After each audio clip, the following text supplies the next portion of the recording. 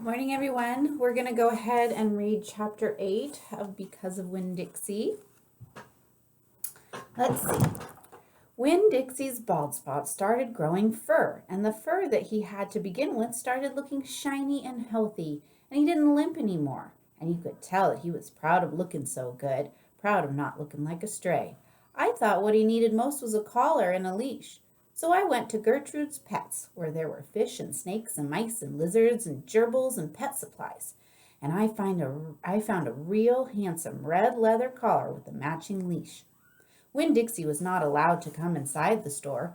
There was a big sign on the door that said no dogs allowed. So I held the collar and the leash up to the window, and Winn Dixie, who was standing on the other side of the window, pulled up his lip and showed me his teeth and sneezed and wagged his tail, something furious. So I knew he absolutely loved that leash and collar combination. But it was very expensive. I decided to explain my situation to the man behind the counter. I said, I don't get a big enough allowance to afford something this fancy, but I love this collar and leash. So does my dog. And I was thinking, maybe you could set me up on an installment plan?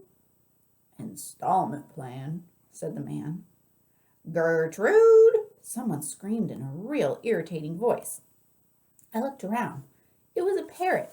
She was sitting on top of one of the fish tanks, looking right at me. An installment plan, I said, ignoring the parrot. You know, where I promise to give you my allowance every week and you give me the leash and the collar now. I don't think I could do that, said the man. He shook his head. No, the owner, she wouldn't like that. He looked down at the counter. He wouldn't look at me. He had thick black hair, and it was slick black like Elvis Presley's. He had on a name tag that said Otis. Or I could work for you, I said. I could come in and sweep the floors and dust the shelves and take out the trash. I could do that. I looked around Gertrude's Pets. There was sand and sunflower seed shells and big dust bunnies all over the floor. I could tell that it needed to be swept. Said Otis. He looked down at the counter some more. Gertrude! The parrot screamed again. I'm real trustworthy, I said. I'm new in town, but my daddy's a preacher. He's the preacher at the Open Arms Baptist Church of Naomi, so I'm real honest. But the only thing is, Winn Dixie, my dog, he'd have to come inside with me, because if we get separated for too long, he starts to howl something terrible. Gertrude doesn't like dogs, said Otis. Is she the owner? I asked. Yes, no. He finally looked up. He pointed at the fish tank. That Gertrude, the parrot. I named her after the owner. Gertrude's a pretty bird, screamed Gertrude. She might like Winn Dixie, I told Otis. Almost everybody does. Maybe you could come inside and meet her. And if the two of them get along, then maybe I have the job. Maybe, Otis mumbled, and he looked down at the counter again. So I went and opened the door, and Winn Dixie came trotting on inside the store. Dog! Screamed Gertrude. I know it, Otis told her. And then Gertrude got real quiet. She sat on the top of the fish tank and cocked her head from one side to the other, looking at Winn Dixie. And Winn Dixie stood and stared back at her. He didn't hardly move. He didn't wag his tail. He didn't smile. He didn't sneeze. He just stared at Gertrude, and she stared at him.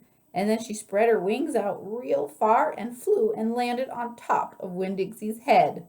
Dog, she croaked. Winn Dixie wagged his tail just a little tiny bit, and Otis said, You can start on Monday.